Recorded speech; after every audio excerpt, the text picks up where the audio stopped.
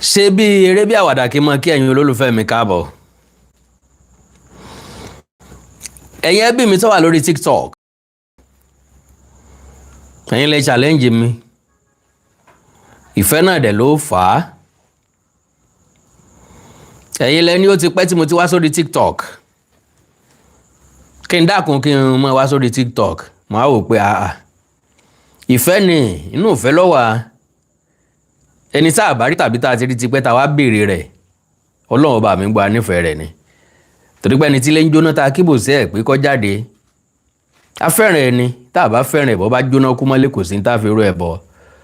ẹ̀yin ẹbí mi lórí TikTok, mo appreciate yín, mo sì appreciate ìfẹ́ tẹ́ ẹ ní sí mi.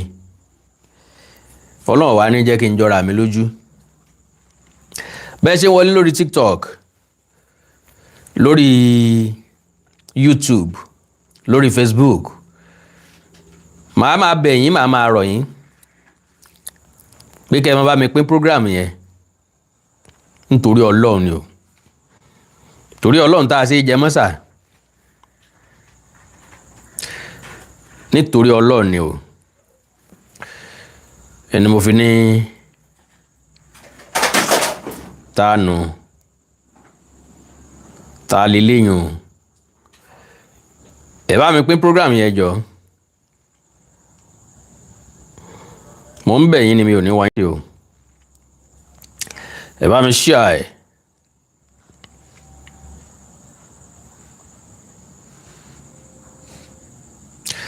ẹ bá mi share rẹ̀ o.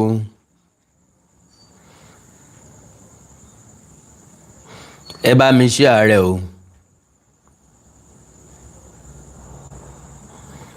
ẹ bá mi share rẹ̀ o.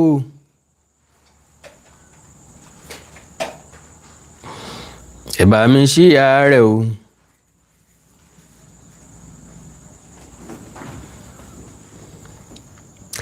ẹ bá mi share rẹ̀ o. ẹ bá mi share rẹ̀ o. ẹ bá mi pín kó délé o, kó dóko, kó dẹ́sẹ̀ kúkú, kó dọ́nà jíjìn o. mi ní wáyé tiẹ̀ ní wá mi tí a ní wàrà wa tí Ọlọ́run ní fi wá wọn ra wa. ẹ káàbọ̀ sí àkọ̀tun ètò fún tòní. kí ni tá a fẹ́ gbé yẹ̀wò? a fẹ́ sọ̀rọ̀ nípa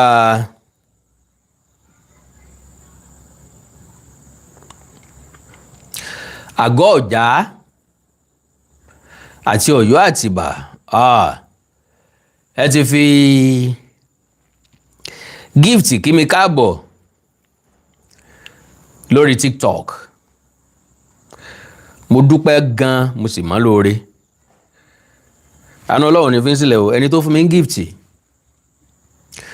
ẹ ní mọ̀ sí o, ẹ ní mọ̀ ìyàwó, ẹ ní mọ̀ ìbànújẹ́ o. ìbànújẹ́ bí ti kéré bí ti wù kọ́ mọ́ kò ní dé sàkánì yín. alright, láì dé ìnàpẹ́nu, láì fi àkókò wa ṣòfò, òun náà ni pé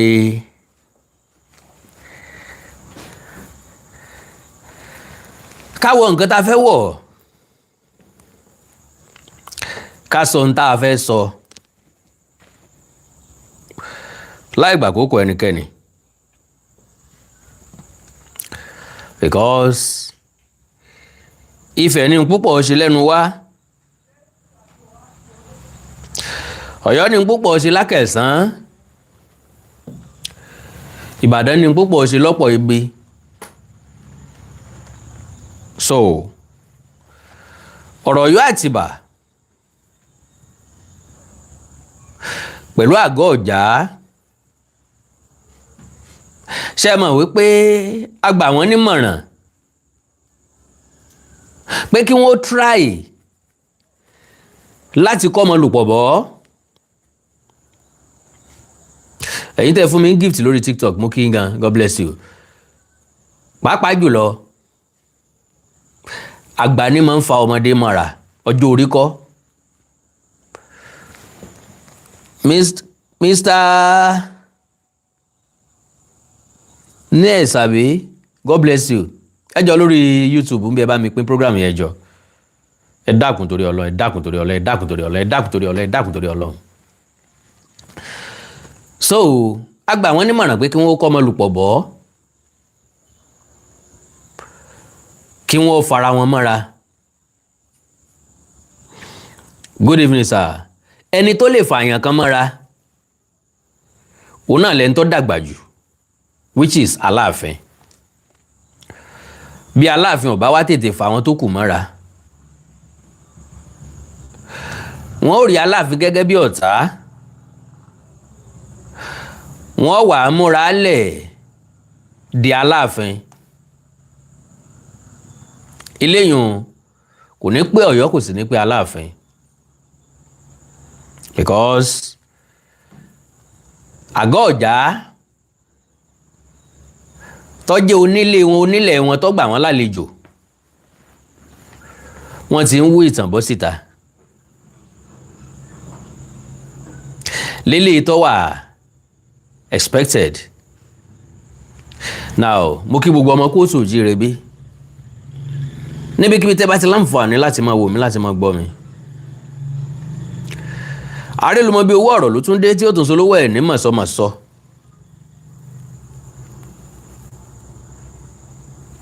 God bless you. In tó ṣẹlẹ̀ ńlá ń sọ̀rọ̀ nípa rẹ̀, kì í ṣe pa àdójú sọ, àti pàápàá ẹni tó bá kéré ọmọ ń lólùgbèjà ṣẹ́ni tó dàgbà, torí a máa nígbàgbọ́ pé wọ́n yàn án jẹ ni. Having said that, the fall of àgọ́ ọ̀já, ìṣubú àgọ́ ọ̀já, a cautionary tale of hospitality and power. Wọ́n gbààyàn lálejò, wọ́n gbààyàn sílé ni wọ́n kẹran sí, ni wọ́n dáràn sí.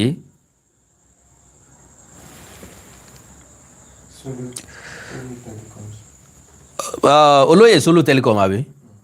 God bless you sir. So wọ́n gbààyàn sílé, òun náà ni wọ́n kẹran. A ti sọ̀tà àgọ́ ọ̀já, ṣùgbọ́n àwọn èèyàn kan ń béèrè pé ńbo làwọn èèyàn àgọ́ ọ̀já gangan ti wá. Ògbómọ̀ṣọ́ làwọn ni wọ́n, because Ògbómọ̀ṣọ́ làwọn nílẹ̀ níbi tí ọ̀já Ẹlẹ́bú àti Àìlùmọ̀ tí wọ́n pàgọ́ sí. Ó possible kó jẹ́ pé Ògbómọ̀ṣọ́ ló fún wọn lẹ̀ ń bẹ̀, no dispute. Ṣùgbọ́n òye tó yé àwa ni pé lásìkò ìgbà náà, bàbá débì kan tá a bá ti bá yàn bẹ́ẹ̀ tá a ṣe èlé o, ekú iṣẹ́ o, láàrin èèyàn dá wa lóhùn, a lè pàgọ́ wa bẹ̀ láì sẹ́ni tí ó yọ wá lẹ́nu.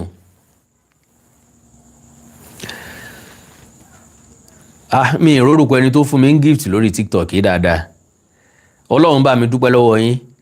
So nígbà náà kò tí ì sábà sẹ́ni tó nílẹ̀. Ìgbà tọ́rọ̀ bá dà báyìí ní kálukú náà máa sọ wípé àwa la nílẹ̀, àwọn wọn nílẹ̀, àwọn kọ́ náà nílẹ̀, àwa kọ́ la nílẹ̀, àwa la nílẹ̀, àti bẹ́ẹ̀ bẹ́ẹ̀ lọ. Ṣùgbọ́n ìtàn ni máa ń tó nǹkan tò, ìtàn sì máa ń da nǹkan rú. Ṣùgbọ́n ìtàn ilé yìí yóò tún nǹkan tò ní. Kí n tó wọ the fall of àgọ́ ọ̀já, kí n sì tó wọ from ancestral root to royal stool, chronology of the àgọ́ ọ̀já and its traditional rulers. Níbi tí ẹ ti máa mọ àwọn àwo gangan lọ́lọ́jà. Ṣé bàbá wa Abdulganiu ni ọlọ́jà àkọ́kọ́ ni? Wọ́n ti jẹ ọlọ́jà sẹ́yìn, lóòótọ́ baálẹ̀ ni wọ́n ń jẹ. Ẹ mọ̀ àwọn tó ti jẹ baálẹ̀ sẹ́yìn. Kí n tó wọ méjèèjì yẹn, òun náà ni ìyẹn wà kan pàtàkì ló ti kọ́kọ́ kọ àpilẹ̀kọ kan mo bá àpilẹ̀kọ kan pàdé lénìí ṣùgbọ́n kò ní lè wọlé sínú program tí mo fẹ́ ṣe lónìí. Mi ò fẹ́ kẹ́tò ìwọ́pọ̀ jù, mi ò sì fẹ́ lo àmì fàágùn fún. Mo kí ẹ̀yin tẹ́ ń like program mi lórí TikTok. Ọwọ́ yín àkàndò ní mú, ẹ sì ní mọ̀ ṣe ẹ̀ ní mọ̀ bànújẹ́ lágbára Ọlọ́run, ẹ ní fọwọ́ yẹn gbọ́ ọmọ gbìn. Owó ńláńlá lẹ́ẹ̀ mọ̀ fi kà, God bless you. Láì sọ fún ẹ dẹ̀ bá mi like ẹ. Lórí TikTok, lórí Facebook àti YouTube náà, ẹ bá ń like program yìí. God bless you. The history of Àgọ́ Ọ̀já is older than Ọ̀yọ́ Àtìbà. Kò sẹ́ni tí ò mọ̀ bẹ́ẹ̀.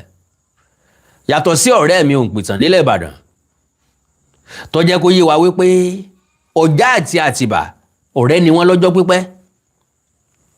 Àwa wá sọ fún pé Ọ̀já àti Àtìbà ò mọra wọn rí rárá until after the fall of Ọ̀yọ́ Empire láàrin 1835 sí 1837 tí Àtìbà jọba ń bẹ̀. Láàrin ọdún méjì òun náà ni Àtìbà dọ́gbọ́n rẹ̀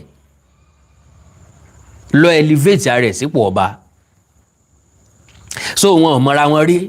Ìgbà tọ́rẹ́ mi ọ̀ngún tún bọ̀rọ̀ jẹ́ gan-an ó ní Àtìbà ti wà ń bẹ̀ kì í ṣogún ọdún, ó ti wà lọ́jà kì í ṣogún ọdún sẹ́yìn kó tó ṣẹ̀ṣẹ̀ wá jọba.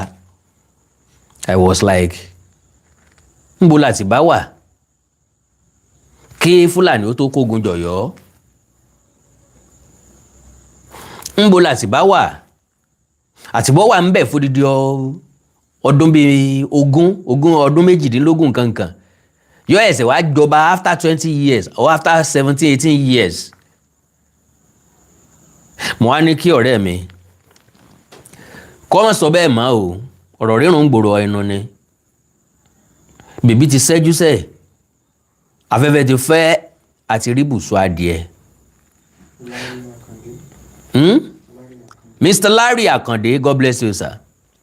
So now kí mọ́ gbàsìkò yín, history of Àgọ́ Ọ̀já is older than Ọ̀yọ́ Àtìbà.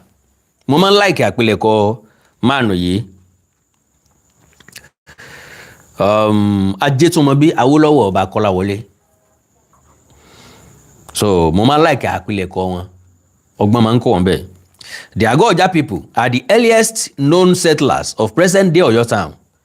Their ancestral origin is traced to Ilé-Ifẹ̀, the cradle of the ọmọ Káàárọ̀ Àjíire race, through the Ọbàtálá lineage of the Aládìkún ancestry. I can confirm that Aládìkún, everyone should hear his oral tradition. According to oral tradition, Aládìkún begat Lásílẹ̀. Lásílẹ̀ in turn begat Lásìlọ. Lásìlọ was the father of Ọ̀já, Ẹlẹ́bù and Àìlùmọ́, making all three brothers. The family originally resided at Obate, where successive generations lived as hunters, warriors, and primarily farmers for a considerable period.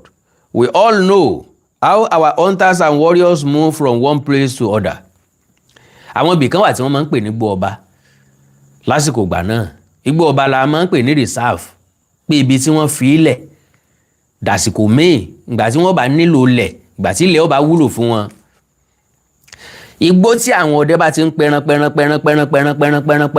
máa ń sún kó ń bẹ̀ lọ sínú igbó míì tẹran tó ń wà tí wọ́n tún lè rẹ́ran ń bẹ̀.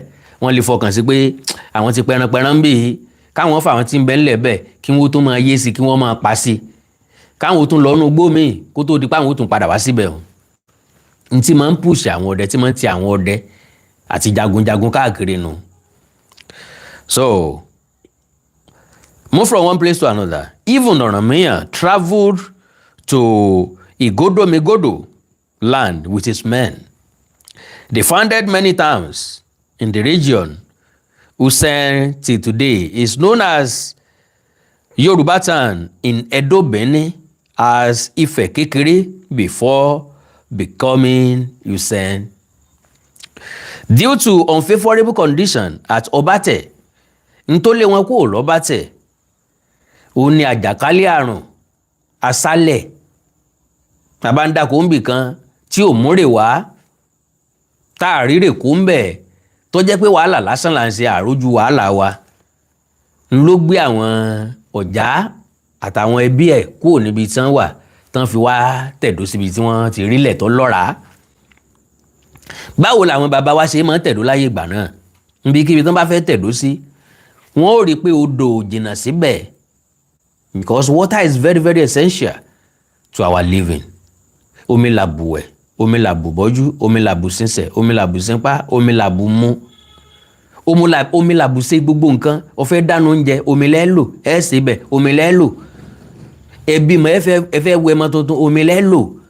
So àwọn òbí wa, àwọn baba ńlá baba wa, wọ́n máa ń rí i pé ibi táwọn bá fẹ́ tẹ̀dó sí, odò wà ńbẹ̀. Ìyẹn máa ń jẹ́ kí ìrìn wọn pọ̀ kí wọ́n tó rí ibi tán fẹ́ dúró sí. Bójúmọ́ bá ti mọ́ láti nílò omi. So okay, due to unfavorable conditions at Obate, including poor soil fertility, food scarcity, and recurring diseases, Ọ̀já, also known as Olaboyede Ọ̀já, orúkọ rẹ̀ gangan nu, Olaboyede Ọ̀já, led his household and followers away from their ancestral settlement in search of a more habitable environment. You can see that they know their history. Wọ́n mọ̀ tán wọn kú, wọ́n mọ̀ tán wọn pa. Ọ̀já established a new settlement through farming and hunting activities. This settlement became known as Àgọ́ Ọ̀já, literally meaning Ọ̀já settlement. In recognition of his founder, Olaboyede Ọ̀já, thus became the first Baale Àgọ́ Ọ̀já and the acknowledged founder and ruler of Àgọ́ Ọ̀já. The name of Àgọ́ Ọ̀já has no issues at all according to their oral tradition. Kò láì, kò ní sì, kò níyà, kò ní ṣòro rárá. After the establishment of Àgọ́ Ọ̀já, Olaboyede Ọ̀já became aware that his settlement was surrounded by other towns and villages such as Ojongbodu, Awe, Ìṣẹ́kẹ́, Ìdọ̀dẹ, Akéìtàn, Ìṣẹ́yìn, Ìkòyí, Ògbómọ̀ṣọ́ and others. Ẹ rí i pé inú ọ̀rọ̀ tí mo sọ lẹ́ẹ̀kan, mo ní àwọn Ògbómọ̀ṣọ́ ń claim pé àwọn làwọn ní Àgọ́ Ọ̀já, ṣùgbọ́n èmi Àkàndọ̀rọ̀ Awikonko ọgbà wípé àwọn ni wọ́n ní Àgọ́ Ọ̀já. Ìgbà tọ́rọ̀ bá bẹ́jú ní kálukú náà mọ̀ sọ pé àwa la nílẹ̀ débẹ̀ yẹn, wọ́n dẹ̀ múlẹ̀ débẹ̀ tẹ́lẹ̀. Èmi mọ̀ pé Ògbómọ̀ṣọ́ ò múlẹ̀ débẹ̀ tẹ́lẹ̀, torí Ọ̀yọ́ jìnnà sí ibi tó Ògbómọ̀ṣọ́ wà nísìnyí. Ká tó máa dé Ògbómọ̀ṣọ́, àṣà kọ̀ọ̀kan máa dódò ọba, a máa dájí létí ká tó máa lọ sógbómọ̀ṣọ́ gangan. So distance wà ń bẹ dáadáa, èèyàn kò lè sọ pé òun múlẹ̀ débẹ̀ yẹn.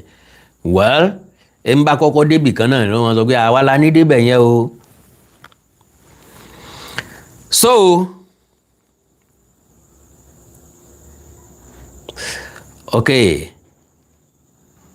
despite this, Àgọ́ Ọ̀já retained its distinct identity, autonomy, and territorial recognition under its leadership.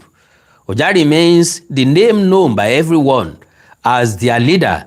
The name is still the same name they bear till today. So gbogbo àwọn olójòǹgbòdú tán gbadé, gbogbo àwọn oníṣẹ̀kẹ̀ tán gbadé, Akéìtàn tó gbadé pẹ̀lú Ọ̀já, gbogbo wọn ìlú kéékèèké ni nígbà náà. Ìgbà tí Àtìbá dé, pọ́ṣàn kékeré náà l'Àtìbá náà mú.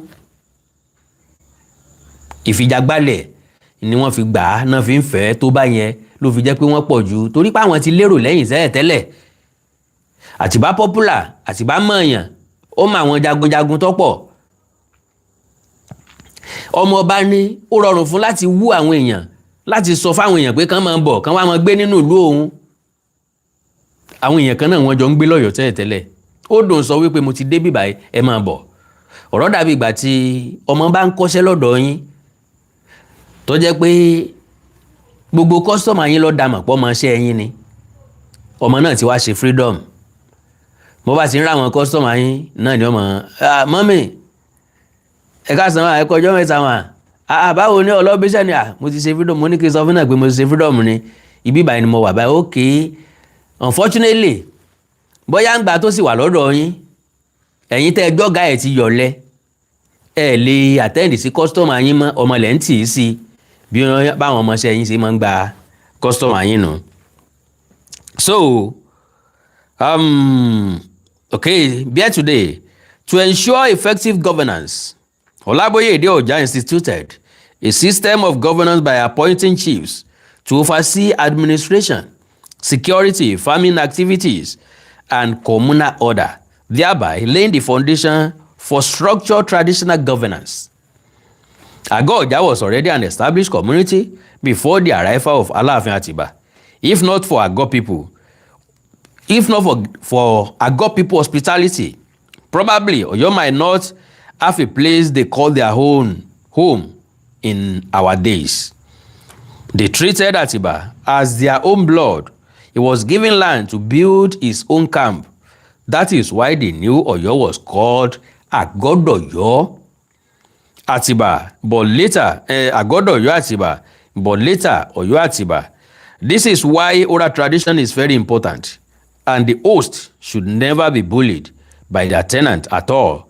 How can we cover this historical information when we know the truth and watch the tenants attack their host?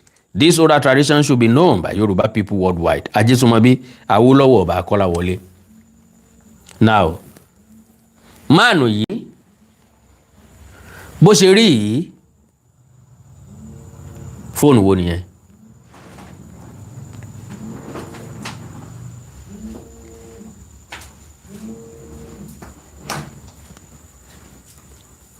Máànù yìí pẹ̀lú àwọn nǹkan tí ń kọ yìí, ǹjẹ́ ẹ jẹ́ mọ̀ wípé ìpè làwọn ọmọ Ọ̀yọ́ máa ń ṣẹ́ fún un, ìpè ńláńlá, ìpè kàbìtìkàbìtì. Ẹ̀já wá wo nǹkan táwọn àgọ́ ọ̀já fi ta lónìí. Okay. The fall of Àgọ́ Ọ̀já, a cautionary tale of hospitality and power. History often preserves moments of bravery and triumph, but it also remembers seasons of painful lessons. The story of Àgọ́ Ọ̀já stands as one of such defining moments, a tale of generosity extended, trust given, and power seized. Ẹ̀rí pọ̀rọ̀ ń bọ̀rọ̀ bọ̀, ọ̀rọ̀ mọ̀ ń bọ̀rọ̀ bọ̀, eégún alárí, ọ̀pọ̀lọpọ̀ pépà ló gbélé lónìí báyìí. Ọ̀pọ̀lọpọ̀ pépà, at least mo rí inú pépà mẹ́ta. Now, the arrival of the refugees, àwọn ogunléndé ńgbà tí wọ́n dé. Following the turmoil that befell Old Ọ̀yọ́-Ilé, a group of displaced refugees led by Prince Atiba sought shelter in Àgọ́ Ọ̀já. They arrived weary and vulnerable, presenting themselves not as conquerors, but as victims of circumstances. At the time, tẹ́ wá gbọ́ tí Yorùbá bá sọ wípé ńgbà wọn bá fẹ́ gbàwọn ẹ̀bà ni wọ́n sojú àánú, bí wọ́n bá yó tán wọn á dọ́kọ ẹni tó fún wọn lóúnjẹ. Ojú àánú pẹ́pẹ́ fúrú ni wọ́n fi wọlé ságọ́ Ọ̀já lára. Ẹ káàbọ̀, ẹ kú rìn, ẹ kú yíyọ Ọlọ́run, Ọlọ́run ní jókòó lẹ́yìn o, ẹ kú yíyọ Ọlọ́run, ẹ kú yíyọ Ọlọ́run ni wọ́n fi wọlé sí Ọ̀já lára àtàwọn ẹbí ẹ̀. At the time, Ifá had reportedly warned Ọ̀já, the Rifa founder and ruler of Àgọ́ Ọ̀já, not to accept strangers. Ilé ìjáde látọwọ́ àwọn Àgọ́ Ọ̀já gangan. Ṣùgbọ́n ẹ̀yin tẹ́ ń wò mí lè testify sí pé this is how exactly I narrated the story of Àgọ́ Ọ̀já. Gbogbo ẹ̀yin tẹ́ ń wò mí tẹ́ láǹfààní àti máa tẹ̀lé mi, tẹ́ ẹ̀dẹ̀ láǹfààní àti máa ṣe àkọsílẹ̀ tàbí àfọkànmú. Òye yé mi pé ẹ mọ̀ pé báyẹ̀ gẹ́gẹ́ náà ni mo ṣe sọ Àgọ́ Ọ̀já for the first time nígbà tí mo sọ.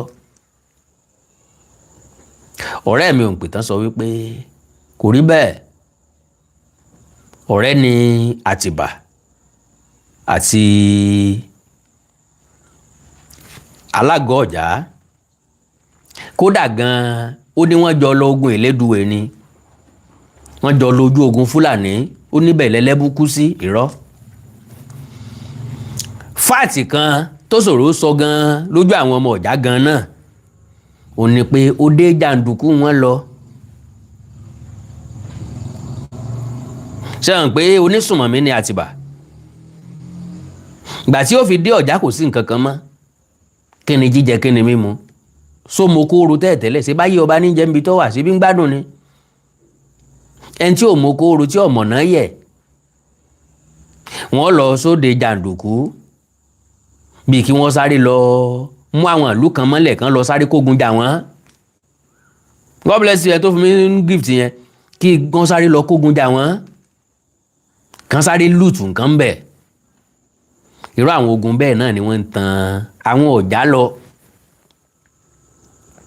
Bí kan wá tàn yàn lójú ogun kọjá àwọn tó mú lọ náà ni wọ́n ó sẹ́ǹkì ẹ̀, ni wọ́n ó fún mọ́ látẹ̀yìn, ni wọ́n gbẹ̀mí ẹ̀ látẹ̀yìn, gẹ́gẹ́ bó ṣe rí nù. Bọ́n ṣe gbẹ̀mí Ọ̀já gẹ́gẹ́ bẹ́ẹ̀ náà wọ́n ṣe rẹ́yìn Ẹlẹ́bú.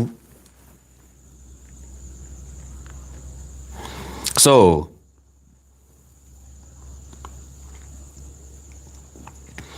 okay, not to accept strangers under the guise of temporary refuge.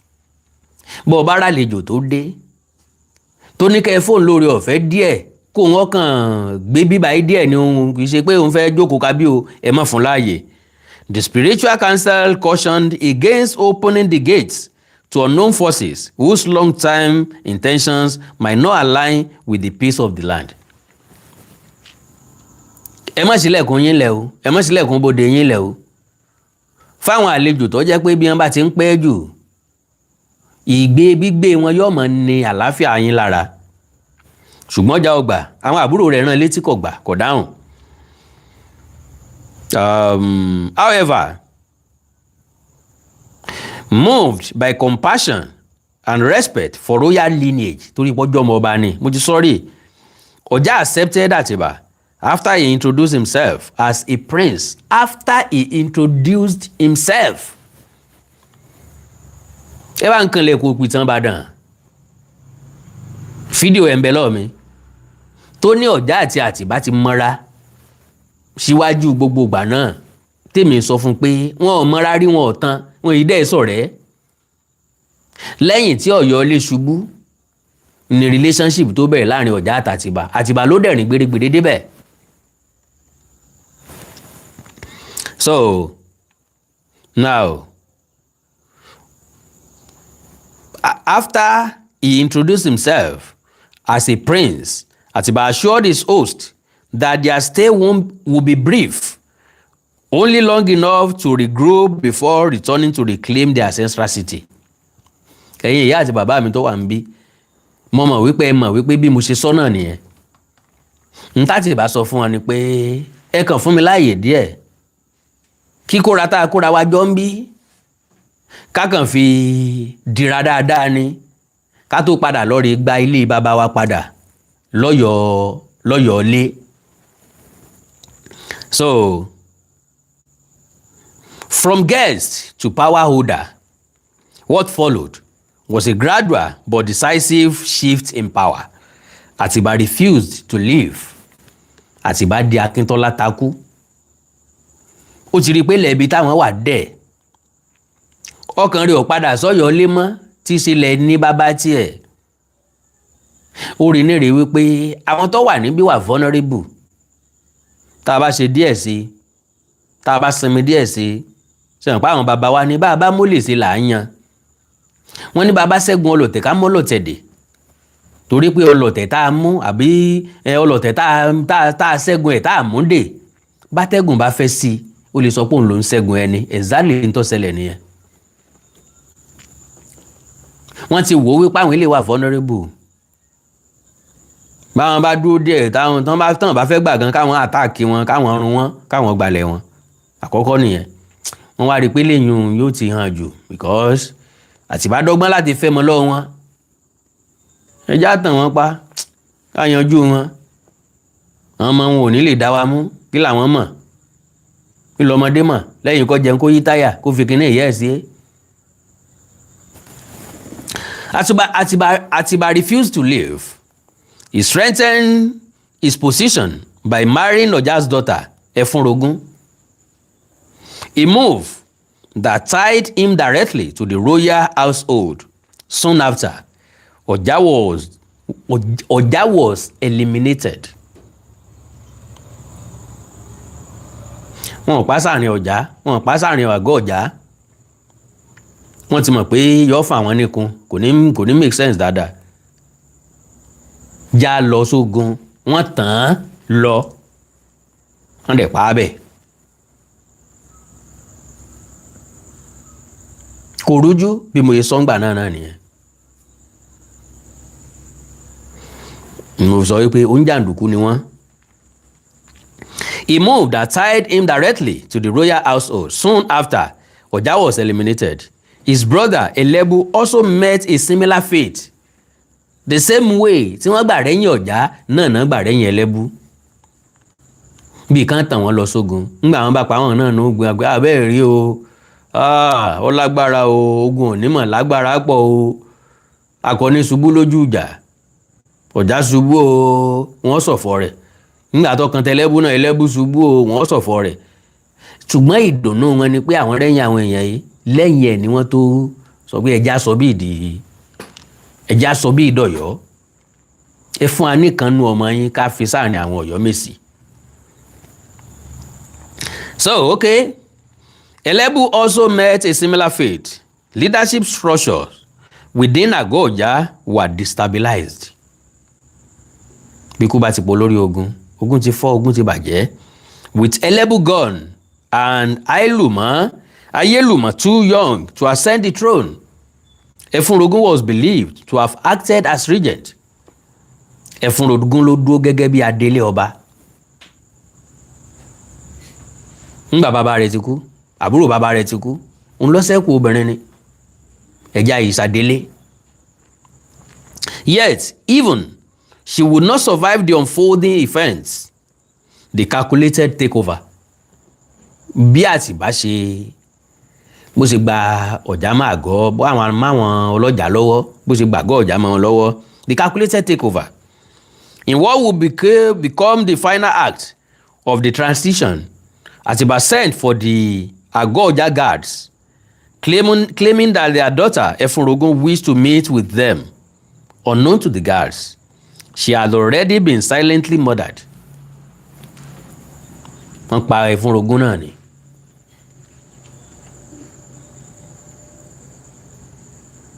Wọ́n wá pe àwọn jagunjagun Ọ̀já pé ọmọ bàbá wọn, ọmọ ọba wọn o, ó fẹ́ rí wọn o. Ṣé rojú ayé? Ṣé n sọ fún pọ́rọ̀ ń bọ́rọ̀ bọ̀? Ọ̀pọ̀ àṣírí tó ṣókùnkùn ní ó bẹ́jú yóò yé. Ọmọ tán fẹ́, àwọn náà wọ́n gbẹ̀mí ẹ̀. Ìyàwó tá a fẹ́ torí kí wọ́n lè fún ánlẹ̀, torí káà náà lè dọmọ́ ńlẹ̀. Ọ̀rọ̀ dàbí ẹni tó lọ ìlú òyìnbó tó wá ní kóun ó lè rí ìwé òkè òkun gbà, kóun ó fẹ́ èbó. Ó wá fẹ́ èbó tán, ó wá rí ìwé gbà tán, ó wá yànkì ọmọ wọn. Sínú wọn ó dùn.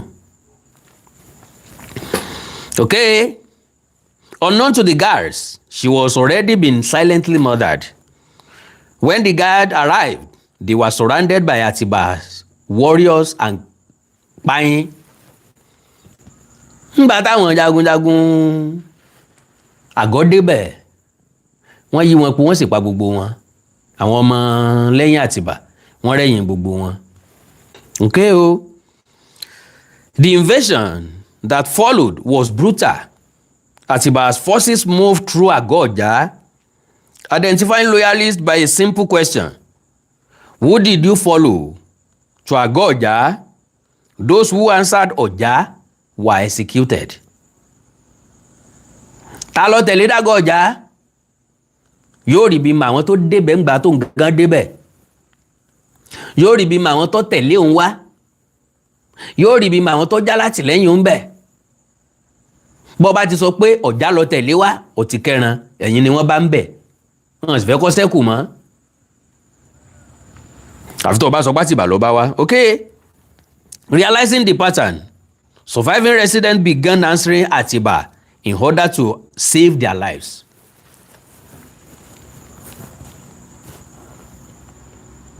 àwọn tó kù ń bẹ tí wọ́n ti rí pé wọ́n àwọn tó bá sọ pọ́jà làwọn tẹ̀lé wá ikú ní gbẹ̀yìn wọn, àwọn náà yá ń pariwo Àtìbà ni o, Àtìbà lábáwá ńgbà tó jẹ́ pé kò sí lóǹkà, kò lódiwọ̀n pé lágbájá ló tẹ̀lé mi wá tàmẹ̀dù ni ó tẹ̀lé mi wá kọ́ mọ̀, ìlú ti fẹ̀ sí, ìlú ti pọ̀ sí. ọ̀rọ̀ dàbí bí kìíní ṣe rẹ́yìn àwọn Júù nígbà náà ní Saudi Arabia tí wọ́n bẹ̀rẹ̀ sí ní gbé àmì sí wọn lára kí wọ́n lè dá wọn mọ̀, àtẹ̀ntí ń sanwó orí àtẹ̀ntí ò sanwó orí, àmì tán gbé kọ́ wọn lọ́rùn, irú ẹ̀ náà ti ń ṣẹlẹ̀ everywhere. àṣé kò síbi tí ṣe ò sí, àṣé kò síbi tí wọ́n ti yàn jẹ, kò síbi táyì tí dáná alẹ́, ọbẹ̀ nìkan ni máa ń dùn jura wọn lọ.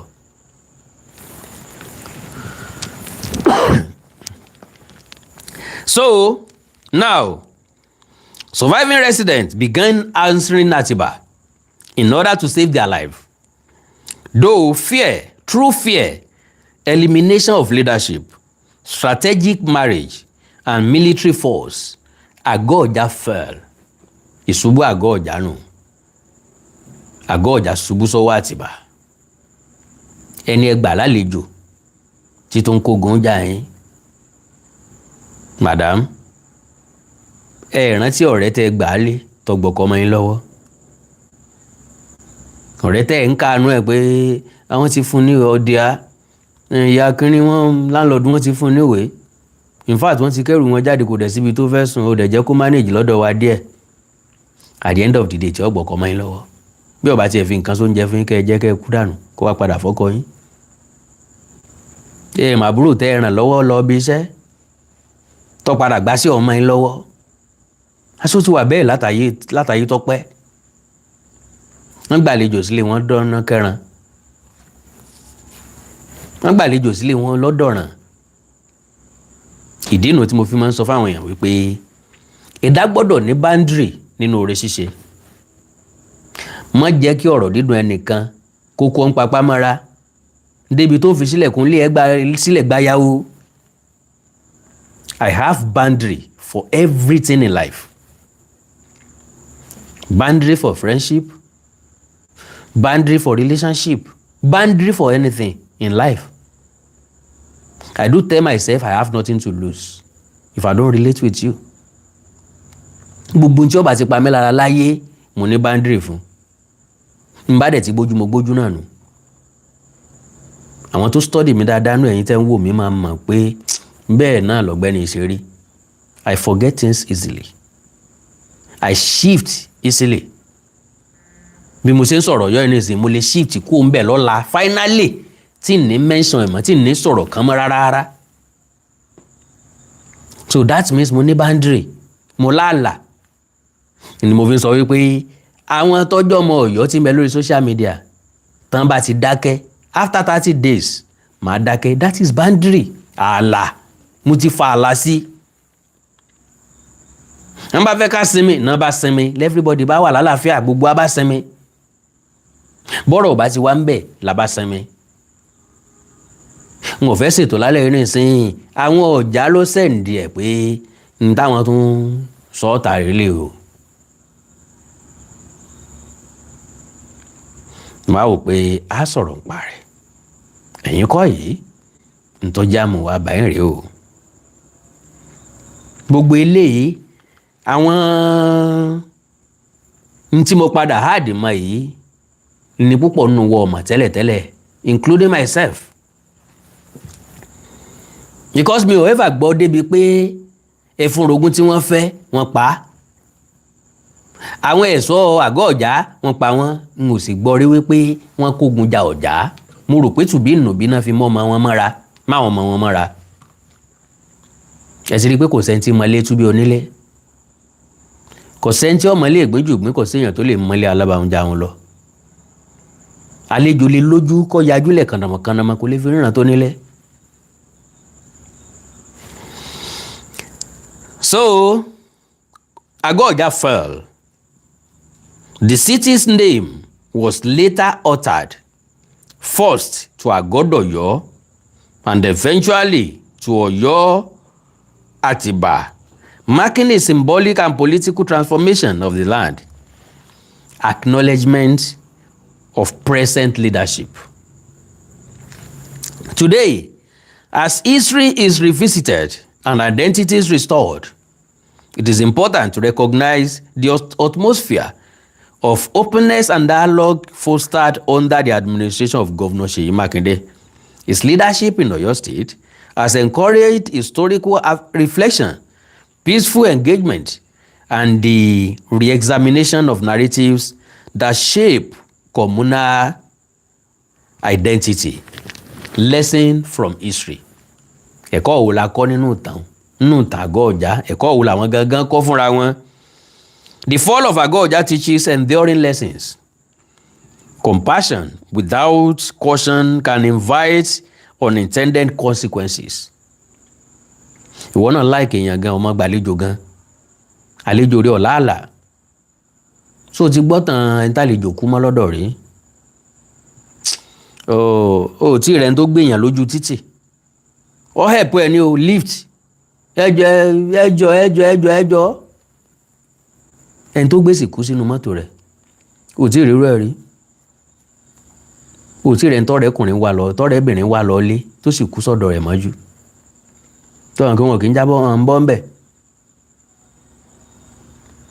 Ó tí rẹ̀ ń tó wá sùn lọ́dọ̀ ọ̀rẹ́kùnrin rẹ̀ tọ́rẹ́kùnrin rẹ̀ sì kú kílò tó mọ́. Ọ̀pọ̀lọpọ̀ wọn ò tí ì bọ́ ń bẹ̀. Ńlá wá fi máa ń sọ wípé àkóbá àdábá ọlọ́mọjàre, àkóbá àdábá ọlọ́mọjàre, bẹ̀bà ara fọ́jú tó ń ṣe sàrà, bẹ̀bà ara fọ́jú tó ń ṣe sàrà, tó bá ti ṣàdúrà débi àkóbá àdábá, ẹ tọ́wọ́ bá pò ẹ dàbọ̀ ẹ ṣe sàrà. Àbọ̀ rẹ̀ wo ni wọ́n gbára lé? Ǹjẹ́ o mọ bó fẹ́ràn ẹ? Ẹbí wo ni wọ́n gbára lé? Ǹjẹ́ o mọ bá ń ṣe tìyẹ? Co-workers wo ni wọ́n gbára lé? Ǹjẹ́ o mọ èrò tí wọ́n ń gbà sí ọ? Olùfẹ́ wo ni wọ́n gbára lé? Ǹjẹ́ o mọ bó fẹ́ràn rẹ? Bóyá wọ́n fẹ́ kó bá ọ, oúnjẹ ló mọ o. Àkóbá àdàbà ọlọ́mọjàre. The fall of Àgọ́ Ọ̀já teaches enduring lessons. Compassion without caution can invite unintended consequences. Leadership must balance hospitality with vigilance. Ẹ̀dá gbọ́dọ̀ wà alert. Power often shifts, not in sudden storms, but through gradual strategy. Unity and awareness are critical in safeguarding heritage. N tá ń gbìyànjú láti ṣe ní ìsinú lórí ọ̀rọ̀ Ilé Ifẹ̀ tí àwọn ọmọ Ọ̀yọ́ fẹ́ bàjẹ́ mọ́ wa lọ́wọ́.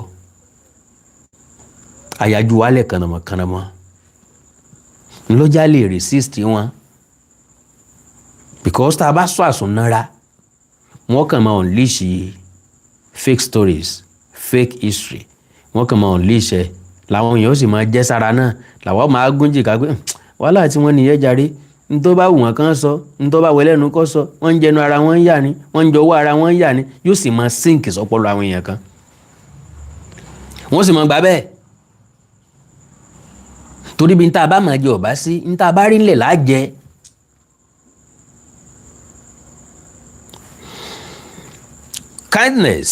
Kindness is a virtue. Hospitality is a cultural pride. But history reminds us that when generosity is not guided by wisdom and discernment, it can carry lasting repercussions. The story of Àgọ́ Ọ̀já is therefore more than a tale of conquest. It is a solemn reminder that nations, communities, and families must guide their inheritance with both open hearts and watchful eyes. Exactly ojúlówó ń tà ń ṣe lọ́wọ́ nù. À ń guide inheritance wa kí la jogún bá àpèrè Oòduà Ilé Ifẹ̀ tó jórírun wa ń ta jogún bá nìyẹn ń la ṣe ń try láti guide ẹ̀. Àwọn ọmọ Ọ̀yọ́ wà lórí platform, kò sí nǹkan méjì tí wọ́n kọjú kán ṣépè ní tiwọn lọ. Èpè ni. èpè náà fi ṣépè fún wọn. Àwọlẹ̀ ló fèpè ṣépè fún wọn. So okay, and watchful eyes. Ṣé ń dánu dó ń bẹ̀rù àbí kí n tẹ̀síwájú? Mi ìfẹ́ tó ń dá yẹn dúró dìgbà míì. From ancestral roots to royal stones, chronology of the Àgọ́-Ọ̀já and its traditional rulers. Ẹ jẹ́ kí n kà lọ fẹ́rẹ́fẹ́ kí n má fàgbà àkókò yín mọ́, but at least kó lè bá wà on record ní nǹkan tèmi ń ṣe. Ẹ má gbàgbé o, kó lè wà on record ní nothing more. Because tó bá wà on record, ọ̀pọ̀lọpọ̀ àwọn àrọ́mọdọ́mọ wa náà máa bá ń bẹ̀, wọ́n máa mọ kí ló ṣẹlẹ̀ pẹ̀lú Àgọ́-Ọ̀já. Wọ́n lè mọ̀ pé àwọn ni wọ́n nílẹ̀ wọn, Ọ̀yọ́ bá wọn ń bẹ̀ ni. Ọ̀yọ́ tó wá bá wọn ń bẹ̀ ní claim lẹ̀ jù wọ́n lọ nísìnyí. Àwọn ọmọ Ọ̀yọ́ ń sọ pé portion kékeré kan níbi tán pè l'Àgọ́-Ọ̀já, Àtìbà ló nílẹ̀ rẹ̀. Àtìbà tí ò múlẹ̀ débẹ̀ ló nílẹ̀ rẹ̀. Bó ló ṣe nílẹ̀? Ó yá jàre, the Àgọ́-Ọ̀já people are the earliest known settler of present Ọ̀yọ́ town. Their ancestral origin is traced to Ile-Ife, the cradle of the Yoruba race, through the Ọbàtálá lineage of the Aládékùn ancestry. According to oral tradition, Aládékùn beget Lásìlẹ̀, who in turn beget Lásìlọ. Lásìlọ was the father of Ọ̀já Ẹlẹ́bú and Àìlùmọ̀. Okay, ìyẹn ti wá ń bí ìyẹn, ó ti wá ń bí eléyìí tí mo sọ lẹ́ẹ̀kan jàre. Ẹ já lọ sí traditional rulers of Àgọ́-Ọ̀já, chronological order. Baálẹ̀ Ọlábóyèdé Ọ̀já founder of Àgọ́-Ọ̀já and its first Baálẹ̀, he established the settlement, instituted chieftaincy titles, and laid the foundation of governance, agriculture, and security. Baálẹ̀ Ẹlẹ́bú, brother of Ọlábóyèdé Ọ̀já and successor in leadership, who continued the consolidation of stability of the settlement. Àìlùmọ̀, the Baálẹ̀ designate first Àṣìpa. Ẹni tó kọjá Àṣìpa nù ràn Ọ̀já nù. Ṣé mọ̀ pé lẹ́ẹ̀kan tí mò ń sọ̀rọ̀, mo nígbà tí Ẹlẹ́bú kú, Àìlùmọ̀ kéré láti jẹ baálẹ̀. So ẹgbẹ́ ẹ̀ tó jẹ́ Ẹfúnrogún tí Àtìbá fẹ́ ni wọ́n ní kó délé. Ọwọ́ Ẹfúnrogún náà ni wọ́n ti gbadé o.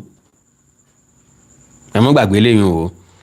So okay, Àìlùmọ̀, baálẹ̀ indesignate and first Àṣìpa, brother of Ọlábóyèdé Ọ̀já and Ẹlẹ́bú. Àìlùmọ̀ served as the first Àṣìpa, representing a transitional phase in the leadership structure. Àwọn Àtìbá fọgbọ́n tán káwọn fi sáàrin àwọn Ọ̀yọ́mèsì bí wọ́n ṣe take over alẹ̀ wọn nìyẹn. Ta ni ó fèsì wọn mọ́? So gbogbo àwọn tí wọ́n ń padà jọba yìí, wọ́n forí mẹ́yìn, dọ́gbọ́n forí mẹ́yìn ni. Gbogbo àwọn tí ń pera wọn lọ́jà lónìí, lára àwọn tí baba ńlá baba tí wọ́n sọ wípé Àtìbà làwọn bá débẹ̀ ńlẹ̀ ṣẹ̀ṣẹ̀ ń wò yìí. Bọ́wọ́ ẹni ọ̀bá tí tèkú da wọ́n fi ṣe, àìbèrè ikú tó pa bàbá ẹni. ń gbowó wọn tèkú da wọn ẹ̀sẹ̀ ń béèrè báwọn fẹ́ dádé òun. Kò wá ṣe ayé tí wá change láyé tẹ́nìkó dédé lọ gbàdá káàyàn mọ́lé tí ò ní sẹ́wọ̀n. Ayé ti kú láyé téèyàn kàn dédé kó mọ́ lọ báwọn èèyàn kan lé tàbí dédé kọ́ ọmọ ogun jọ. Bọ́ kọ́ ọmọ ogun rọ́kàn jọ nísìnyí kiri máa ń jí lẹ́ẹ̀tì bára yín, ọgbà ẹ̀wọ̀n lẹ́ẹ̀tì lò yókù ayé yín. Òfin ti wà. So Àṣìpa Oyèníyà ńlá Àṣìpa kejì, Àṣìpa Lájúórí nìkẹta, Àṣìpa Lógùdù nìkẹrin, Àṣìpa Lákójọ nìkarùn-ún, Àṣìpa Àkànjí nìkẹfà, Àṣìpa Àdìsá nìkeje, Àṣìpa Oyèwùsì nìkẹjọ, Àṣìpa Lálókùn nìkẹsàn-án, Àṣìpa Oyèdèmí Ọlọ́kọ́ńlá nìkẹwàá, Àṣìpa Bélò Oyèkọ́lá nìkọkànlá, Àṣìpa Àmúdá Ọlọ́run Òṣèbí nìkejìlá. So Àṣìpa méjìlá ló jẹ lọ́yọ̀ọ́. His Majesty Ọba Aláyélúwà Abdulganiu Ajíbóyè Búsàrí Arógundádé II, the present and recognized monarch of Àgọ́-Ọ̀já, marking the evolution of leadership from baálẹ̀ship and Àṣìpa administration to full traditional kingship transition. Kingship institution. Bàbá Àmúdá Ọlọ́run Òṣèbí ti kọ́kọ́ yarí páwọn òjòyè Àṣìpa mọ́ lọ́dọ̀ àwọn fẹ́ jẹ ọlọ́jà gangan. Náà ló sì fa ikú wọn. so this baba present one pẹ̀lú àmùdọ́lọ́hún òṣèbí náà jọ wà níbi tí wọ́n ti ṣekú pa àmùdọ́lọ́hún òṣèbí gbogbo ẹ̀ ló ṣojú wọn. so tẹ bá rí i pé mo ní interest nínú ọ̀rọ̀ ọ̀já mi ò déédéé ní interest nínú ọ̀rọ̀ wọn. mo rí wọn gẹ́gẹ́ bí ẹni tán yàn jẹ mo rí wọn gẹ́gẹ́ bí ẹni tán fọwọ́ lágbá lójú kò sí ní tọ́ báàdì tálàfin bá dé adé fún wọn. gbogbo ohun tí ń ṣẹlẹ̀ àbá ti gbọ́ ìbá ti ṣẹlẹ̀ ẹnìkankan wa ọ̀bá ti mọ̀. ìsàlẹ̀ ọ̀yọ́ náà la máa pè wọ́n ọ̀yọ́ kan náà ọ̀yọ́ kan kò sẹ́ni tí ó sọ pọ́jà kan ń bẹ́ ń bì kan wọn ò ní popular tó báyìí. ńlá ṣe pé àtòrí ìkànsì kan lọ́lọ́run.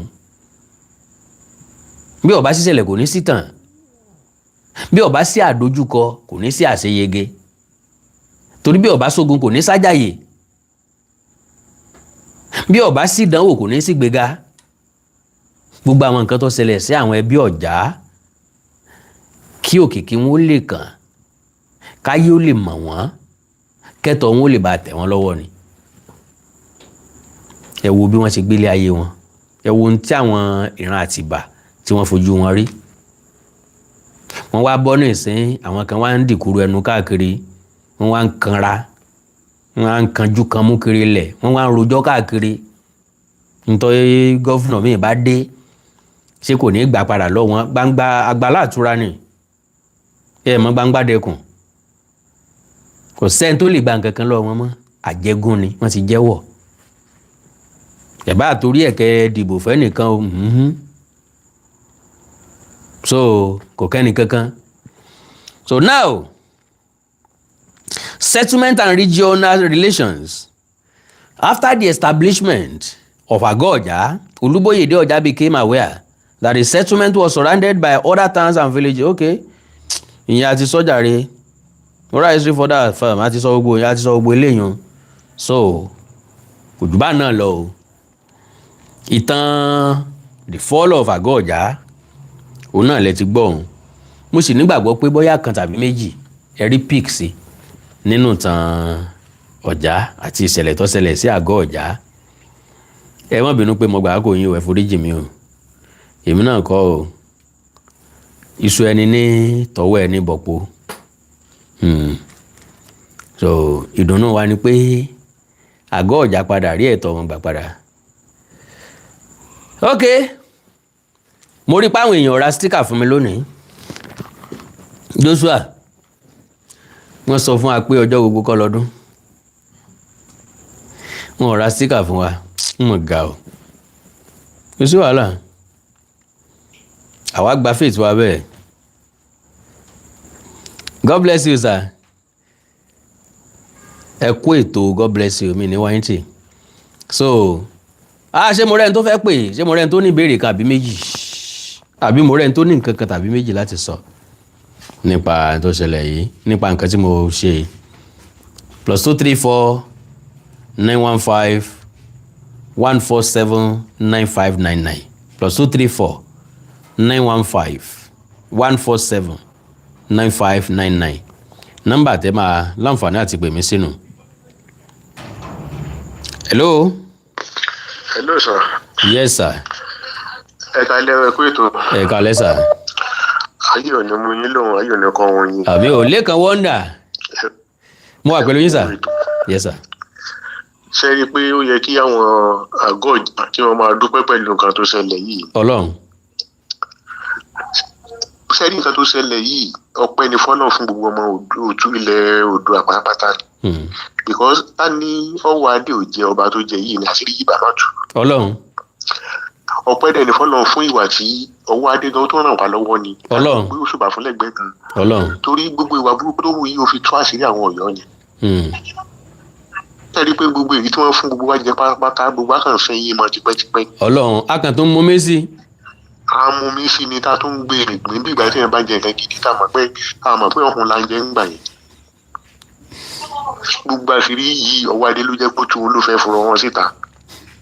Kádẹ̀ tún gbé oṣù bàràbàdà fún yín náà pẹ̀lú iṣẹ́ wádìí gidi tẹ́ ṣe káàkiri. Thank you sir. Tó dẹ̀ mú èso rere jáde. Thank you sir. Aláì agbóṣùbà gidi fún mi ó mú èso gidi jáde. God bless you sir. Then ìkìlọ̀ kan tí gẹ́gẹ́ bí ìmọ̀ràn tèmi bá tún fún gbogbo àwọn tí wọ́n kọ́ ilé tí wọ́n ń gbélé fún àwọn ọmọ Ọ̀yọ́ tí wọ́n ń fi ọmọ Ọ̀yọ́ ṣe kí àtẹkà kólúkálukú lọ ronú sí i.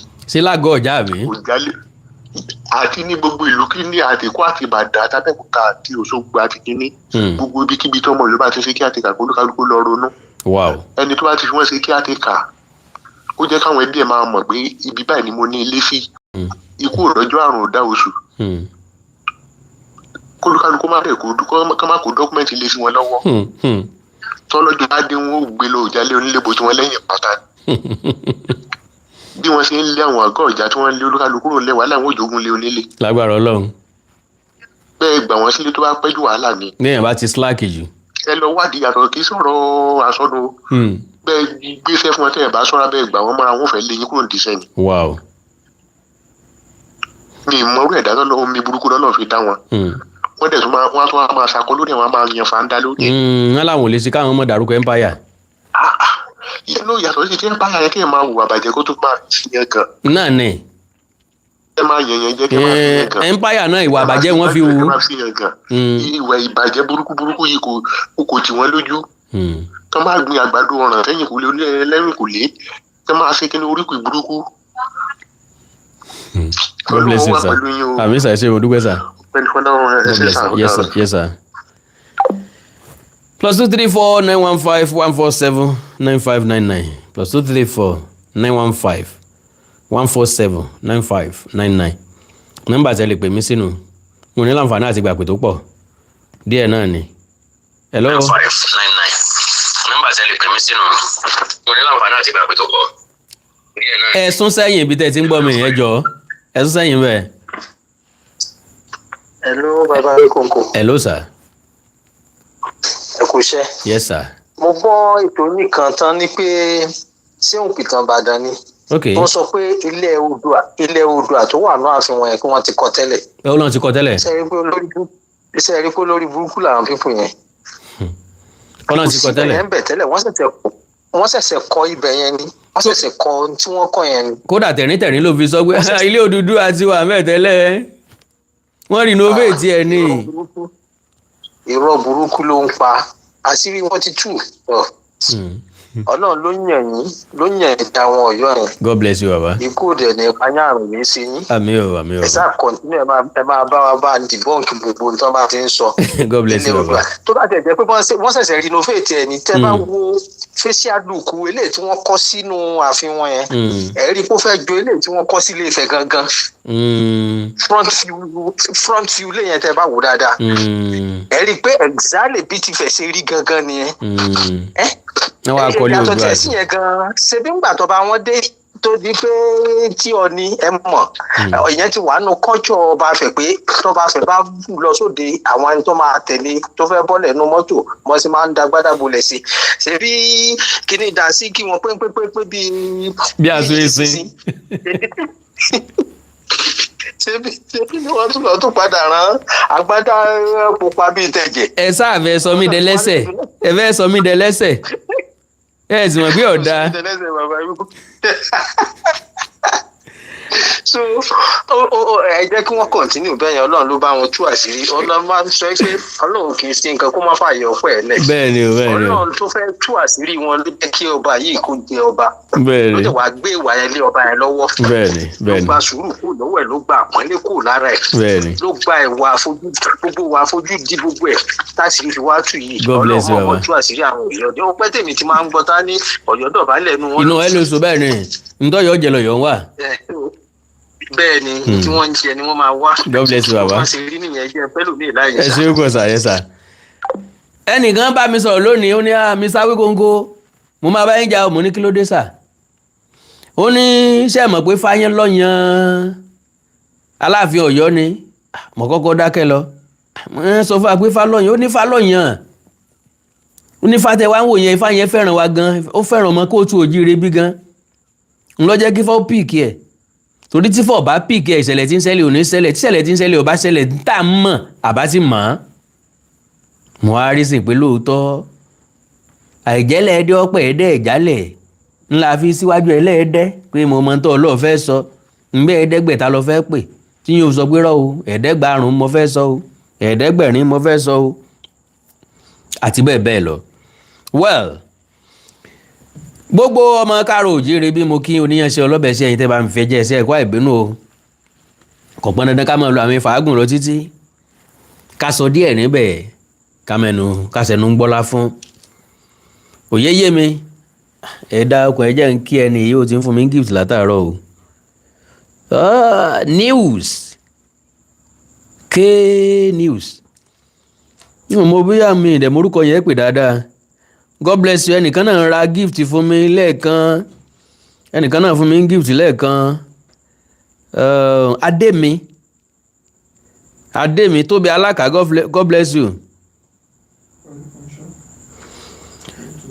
Okay, Mr. Olúfúnṣọ́ lórí YouTube.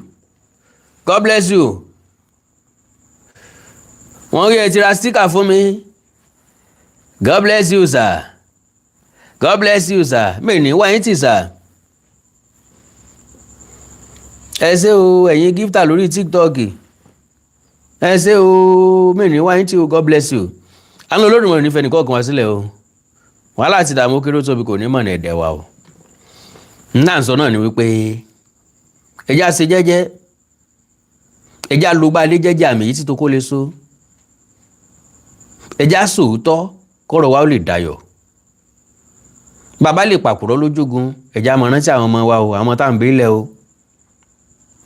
Bíbélì ló sọ ó ní abẹ̀sẹ̀ bàbá wò lára ọmọ láti ìran kìíní dé ìran kẹrin.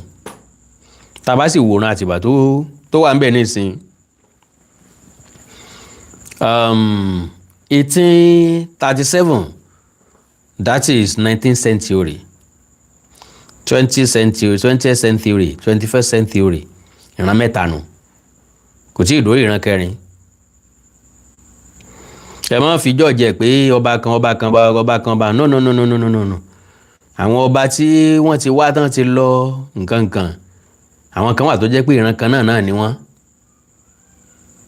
So ìran kẹta ńlẹ́lẹ̀ 100 years la máa fi jọ́jì ìran kan bẹ́ẹ̀ ni 100 years la fi jọ́jì ìran kan 100 years ìran mi 100 years ìran mi. So 19th century 20th century 21st century ojú bá náà lọ. Àkàndá ilé mi yá mọ̀ ń lọ. Ẹ like follow page mi lórí Facebook Awikonko Television. Ẹ subscribe sí YouTube channel mi Awikonko TV. Ẹ ní nǹkan pàtàkì tẹ́ fẹ́ ká jọ sọ ẹjá sọ lórí WhatsApp +234 904 851 9362 +234 904 851 9362. Èdè àti àṣà ilẹ̀ káàárọ̀ òjìrè bí òní wọ mi o. Orílẹ̀-èdè ilẹ̀ káàárọ̀ òjìrè òní dàrú. Ìlú ẹnì kọ̀ọ̀kan wa yóò tòrò mìnìmìnì. Àjù wa ṣe o TikTok má lọ àwọn èèyàn ń ra gift fún mi lọ́wọ́ ní TikTok o. Ẹ jọ̀wọ́ ẹ jẹ́ ká fà àwọn Ọ̀yọ́ mọ́ra àlẹ́ Ọ̀yọ́ dànù tẹ́lẹ̀tẹ́lẹ̀ tó máa fara wọn mọ́ra. Àwa kọ́ la fà wọn mọ́ra àwọn ni wọ́n fà wọn mọ́ra àwọn ni wọ́n náwó tá a fi fà wọn mọ́ra. Ẹnìkan ò lè máa ṣépè fún mi kí n máa ṣàdúrà fún tèmi jẹ́ Jésù ni àbí mo tán mọ́ Jésù. Ẹnìkan ò lè máa bú bàbá tèmi kí n máa yin bàbá tiẹ̀ níbo wọ́n ti ń ṣerú ẹ̀. Kẹ́nìkan máa ṣépè fún ìyá mi àbí kẹ́nìkan máa nà ìyá mi kí bàbá ẹ̀ wá ṣubú kí n wá gbé dìde irọ́ o. Ojú fún ojú ẹ̀jẹ̀ fún ẹ̀jẹ̀ ni o. Ọgbà bá mi lójú èmi náà gbá yín lọ gbáyà rẹ̀ lójú ńlé.